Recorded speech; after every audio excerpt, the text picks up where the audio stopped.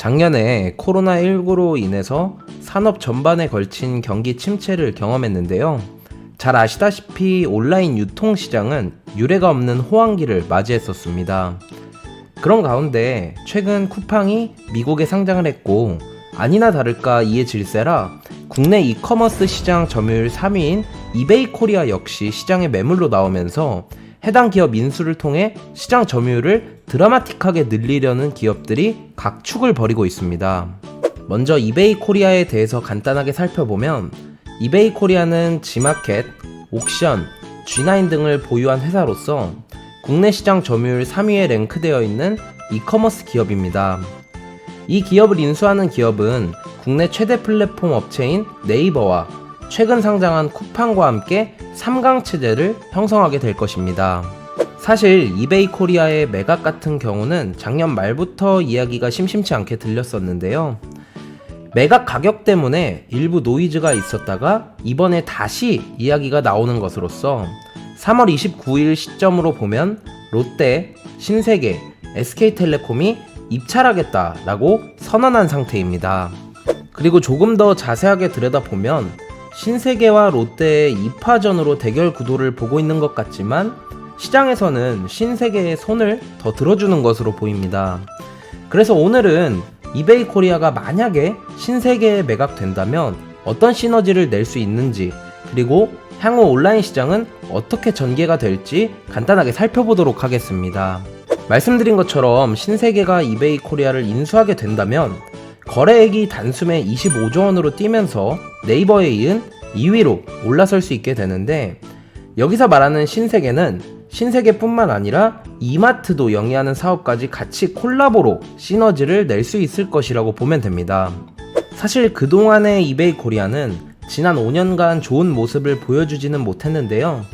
특히 시장 점유율이 꾸준히 줄어들면서 점유율을 많이 하락하고 있는 추세인 상황이었고, 그 이후로는 쿠팡의 로켓 배송이 등장한 이슈가 있고, 네이버 쇼핑의 급격한 성장, 그리고 신선식품을 필두로 한 쓱닷컴의 성장률이 워낙 높았기 때문에 지마켓이나 옥션 같은 전통적인 오픈마켓이 힘을 쓰지 못했던 것이죠. 그러다 보니까 현재 이베이 코리아를 보는 시각 중에 하나는 시장 점유율은 계속 하락하고 있는데 본인들이 원하는 몸값은 너무 높아서 매각 성사가 될까? 라고 의심을 하고 있는 것 같습니다. 현재 언론에서 알려진 이베이 코리아의 예상 매각가는 4조에서 5조 원 사이로서 가장 최근 이베이 코리아의 매출액은 약 1조 원으로 영업이익률은 보통 3-4% 정도를 유지했다라고 가정을 하면 수치로만 봤을 때 버는 것에 비해 이익이 많이 남는 회사가 아니라는 것, 그러다 보니까 매각가에 대한 고평가 논란이 계속 불거지고 있습니다. 그럼에도 불구하고 어찌됐던 만약 시장의 예상대로 신세계가 이베이 코리아를 인수하게 된다면 어떤 시너지가 발생하게 될까요? 단기적으로는 여러 시행착오가 있을 수 있겠지만 장기적으로 봤을 때 확실하게 시너지가 나타날 수 있을 것으로 예상을 하고 있습니다. 신세계도 신세계지만 특히 그 안에 이마트와 시너지가 엄청날 것으로 기대를 하고 있는데요. 왜냐면 현재 이마트는 국내 오프라인 유통 1등 기업으로서 특히나 모든 상품을 직매입하는 구조이기 때문입니다. 직매입이 장점인 이유는 비용 절감도 있지만 무엇보다도 소비자들이 필요로 하는 제품의 데이터를 직접적으로 수집을 할 수 있다는 것이고, 현재 이마트는 그 규모가 국내 1위이기 때문에 관련 데이터가 어마어마하게 많을 것입니다. 그리고 작년에 이마트가 이 데이터를 잘 활용했기 때문에 쓱닷컴이 단기간에 클 수 있었던 이유이기도 합니다. 그리고 여기에 이베이 코리아가 보유하고 있는 오픈마켓의 데이터에 엄청난 시너지가 합해지면 큰 시너지 효과를 기대할 수가 있겠죠. 이걸 조금 어렵게 말하면 데이터와 데이터의 결합이다 라고 볼 수가 있는데, 조금 더 쉽게 이해하기 위해서 예를 한번 들어보겠습니다. 요즘 쇼핑의 화두는 AI인데요. 이 말은 내가 어떤 상품을 검색했다면 이 정보를 토대로 AI는 내가 검색했던 상품과 연관된 또 다른 상품들을 계속해서 화면상에 보여주고 또 다른 소비를 유도하게 하는 트렌드가 굉장히 유행입니다.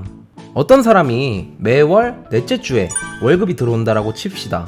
그러면 월급날 이후에 온라인 쇼핑을 즐겨서 했겠죠. 그때마다 식료품을 대량으로 많이 샀다 라고 가정을 한번 해봅시다.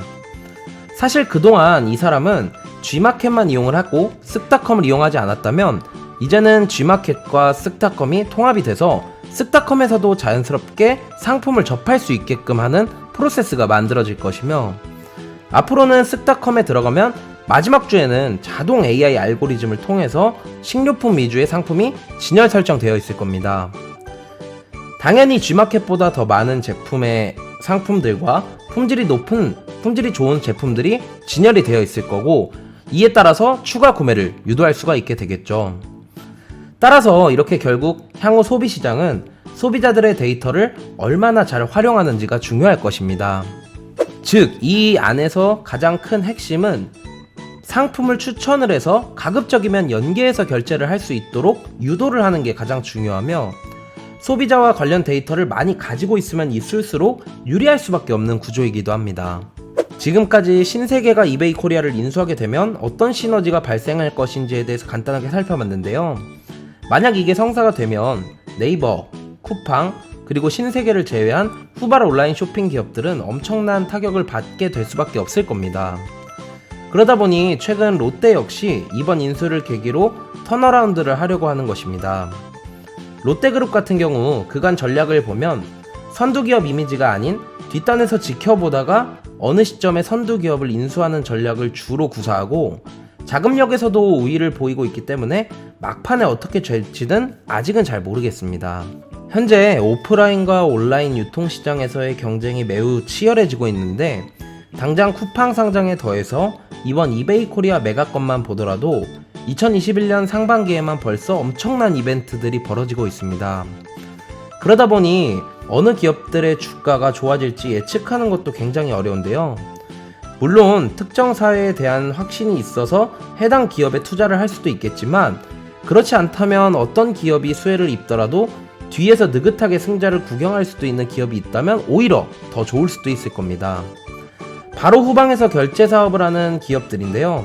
다음 영상에서는 앞에서 이렇게 치열하게 싸우고 있는 어떤 기업들보다 뒤에서 후발로 수혜를 받을 수 있는 기업에 대해서 한번 다뤄보는 시간을 갖도록 하겠습니다.